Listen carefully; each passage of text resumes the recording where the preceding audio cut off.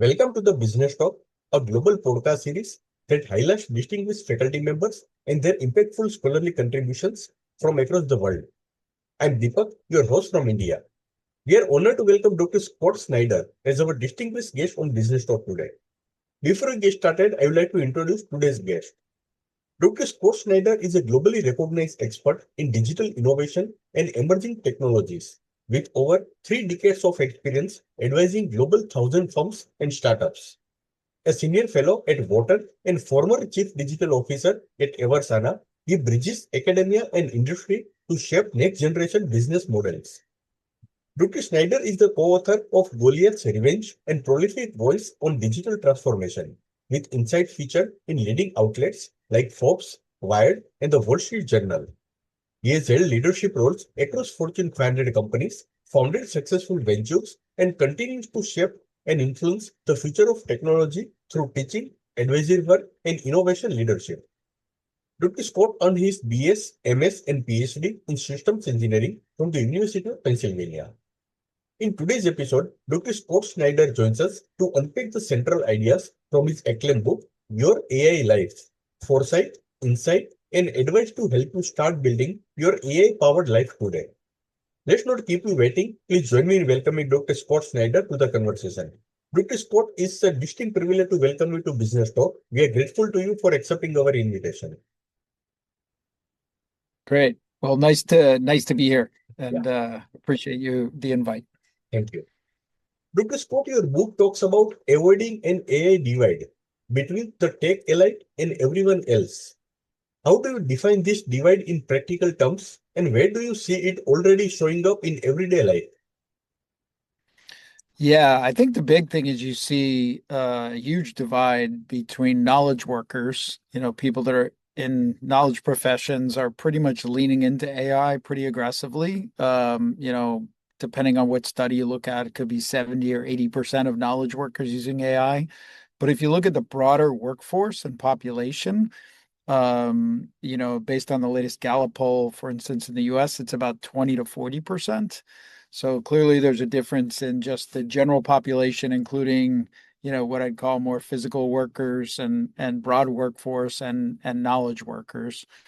I also think you see pockets in the population, certain geographies that are centered around cities or tech centers are much more advanced on AI. So, what we hope is that everybody gets to benefit from this wave, but sometimes just the way things progress, a lot of people don't have access to the best AI technology or even broadband to run the best AI. So, hopefully we can bring those people along.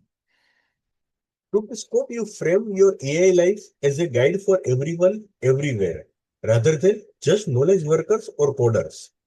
What surprised you most when you started mapping AI use cases for groups like new parents, volunteers, or retirees? Yeah, it's a great question. I think one of the reasons I took this tact in the book of using life arcs, because I felt like, especially for people that feel like outsiders that aren't, actively engaged or excited about AI, connecting it to some aspect of their life and showing how it could deliver benefit in the future was probably the best way to bring them in to the fold, right? Versus just looking at it as a technology thing, which can be intimidating for a lot of people. So that's why writing the book around things that everybody could relate to at least some aspect of, one of these life arcs, whether it's parenting or education or healthcare or finance or retirement, and just being able to say, yeah, I can see myself in that future.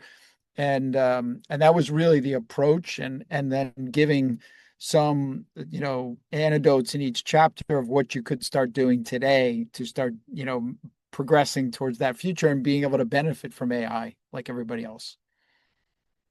The book encourages people to discover their personal AI superpower. What does that phrase mean in a very concrete sense? And how can a complete non-tech person begin to identify their own superpower with AI? Yeah, I often use the term or the analogy, think of getting your own free intern with access to the world's knowledge, but no common sense. So you might have this very junior intern that walks in your home or your office, and now you have to give it instructions and you have to give it context and you have to know that it's going to make mistakes, but it has access to the world's knowledge. So all of a sudden, there may be things, whether it's information on food or travel or science or, doing a certain kind of hard engineering problem that would have taken you a huge amount of time to research or find out about, and now you can get it almost instantly.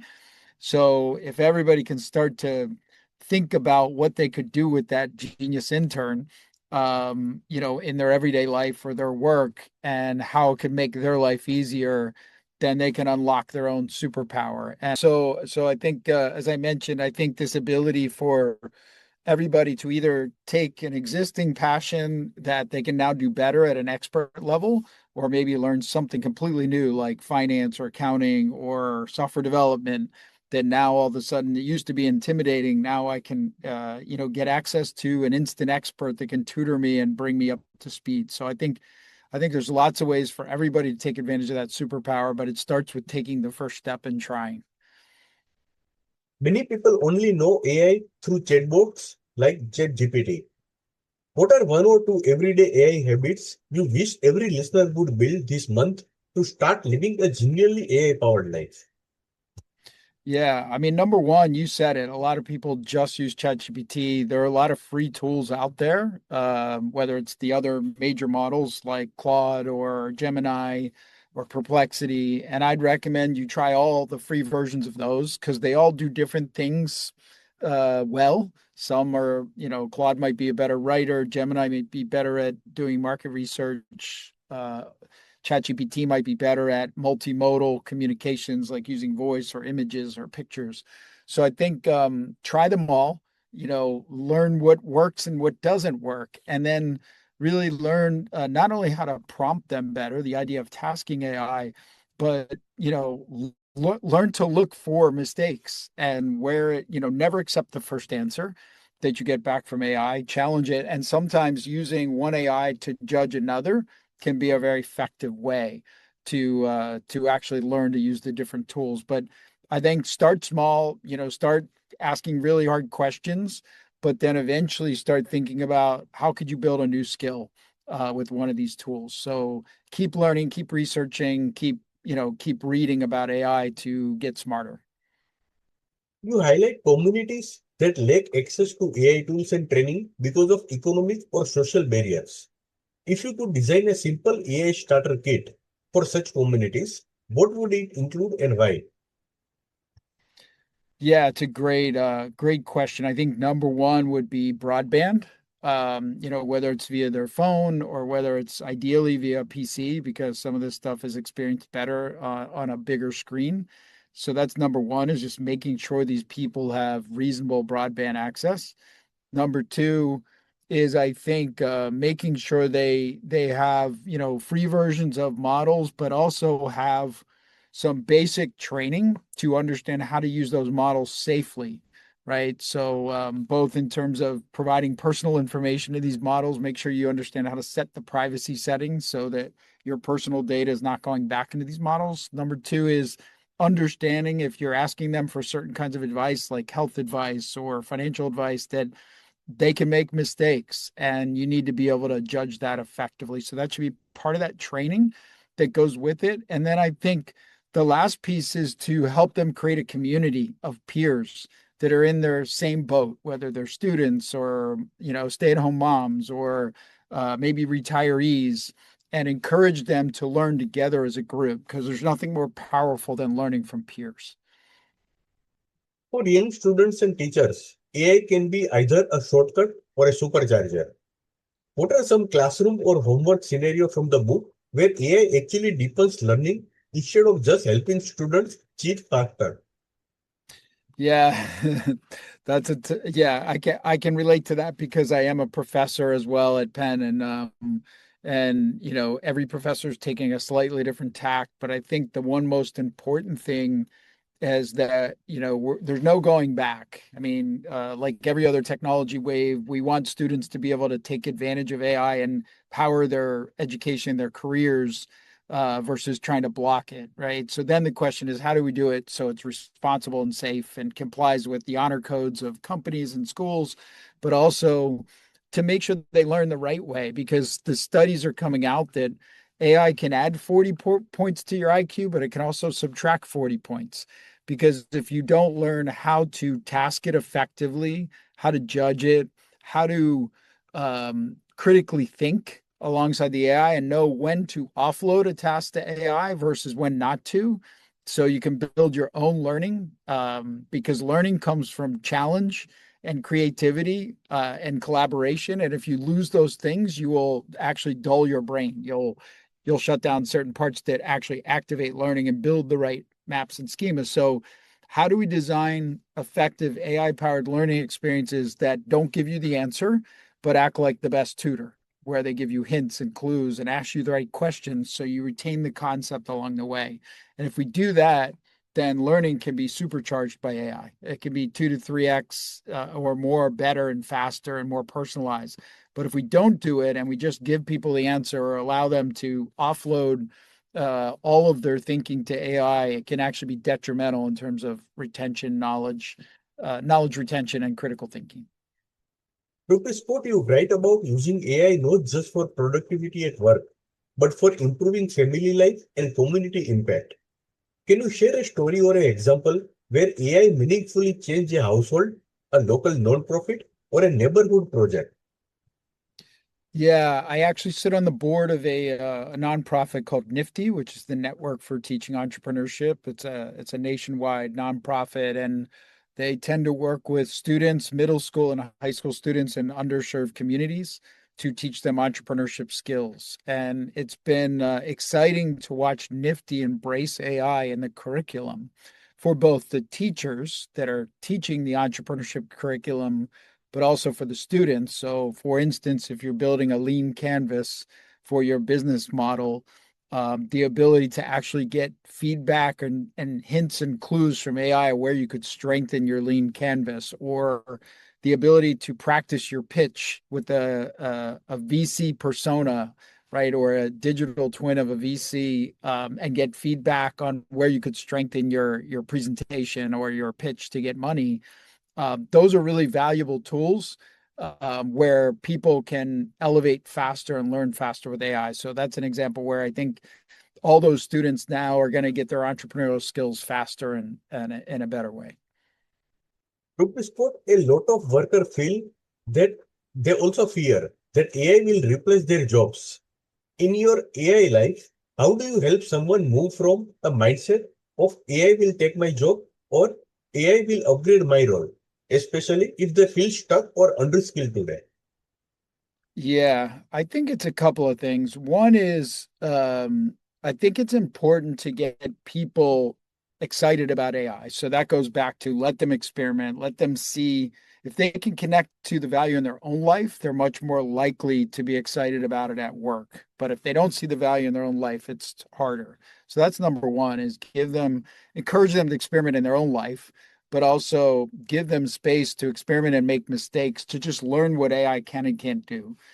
With that comfort level, then I think we should be asking employees and companies to redesign their role in an AI first future and give them some power and agency in that by saying, what are the things today you do in your job that are drudgery that you don't like doing?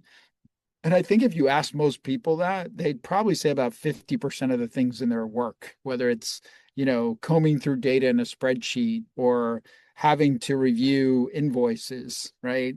So if you could now use the power of AI to offload those things or reduce the amount of time you spend on those, what are the new tasks you would add to your job or your role if you could, if you had more time? Would it be maybe reaching out to the customer you don't get to talk to today about what their new needs are? Or maybe it's innovating a new product feature for your website. But those are the things that people run out of time in the week because they're so stuck in the drudgery. So I think if we could allow people to be part of rewriting their roles, I think they could get more excited about the future powered by AI. Professor, the book spans life stages from first time job seekers to aging retirees. Which life stage, in your view, stands to gain the most from AI right now? And what is one high impact use case you highlight for that group? Yeah, that's hard to choose because that's one of the reasons the book spans so many life arcs because I think there's opportunities for all of them. I think they're different, right? So when I think about students, they clearly have the most capacity to learn fast, right? Their brains are less encumbered and they're generally just better with technology. So they can learn the most, but they're also the most susceptible to learning the wrong way, right? Because they don't have any experience to judge AI. So it may sound like it's a perfectly right answer, but they don't know enough to challenge it. So I think in the younger stages of life, it's more about building the critical thinking and the right skills to learn with AI, to work alongside it and get the most out of it and manage the risk. As we get further in life, I think we get stuck in our thinking. We have all the experience, but it's hard for us to reimagine things. And I think in the later stages of life, whether it's late career or retirement, I think it's being open-minded to experiment and maybe challenge the way we've done something our whole life, whether it's, basically thinking about how to repair something at a home, like an appliance, or being able to plan a trip for our family. We need to be open-minded that maybe AI could really do it much better and could change the way we do things and free up time for other things that we'd rather do.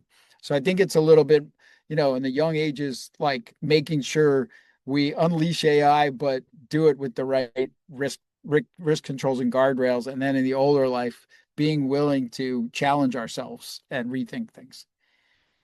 Dr. Scott, I would like to end this episode with one last question.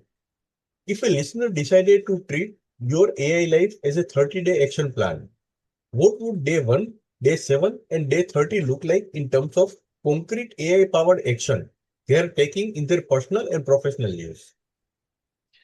Yeah, it's a really good question. I think you start by starting to think about how do you make this a habit. Using AI in some capacity every day, even if it's small, right? Whether it's, looking at your schedule and reordering your tasks, or whether it's, planning a trip, or whether it's looking for the best restaurant to go out with for a business lunch. Whatever it is, start using it, but then push yourself to go to the next level. Like, okay, that's great. Now I can offload some tasks that I am doing every day. But what's something I could do to create something brand new that I wouldn't be able to create otherwise?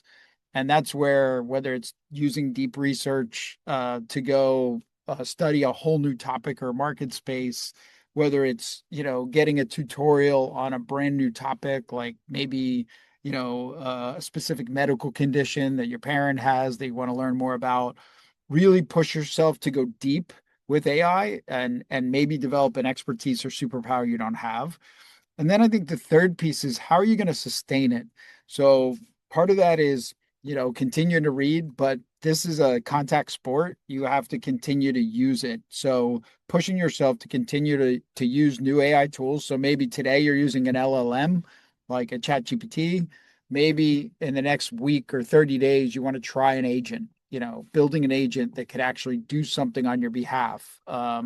And start small, right? Like maybe it's being able to book a restaurant, or maybe it's the ability to go look through your calendar and see where maybe you should be following up with somebody on a sales call. And then I think the last piece is discover your community. Whether once again, you're a retiree or you're a parent or students or you're a worker, find peers that are willing to learn with you and provide you feedback, share ideas about how they're using AI, and that's going to actually supercharge your own journey as well. Thank you, Dr. Scott, for helping us to see how AI can be a tool for everyone, not just the tech elite, and for showing us practical ways to find our own AI superpower. I hope this conversation encourages every listener to take one small step forward, building their own AI powered lives at home, at work, and in their community. Listeners, if you enjoyed this episode, do share it with someone who feels unsure or anxious about AI. They might find exactly the reassurance and roadmap they need. Thank you for listening, and we look forward to having you with us in the next episode. Thank you once again, Dr. Scott Snyder, for sharing your time and expertise with us today. This has been a truly enlightening. Thank you so much.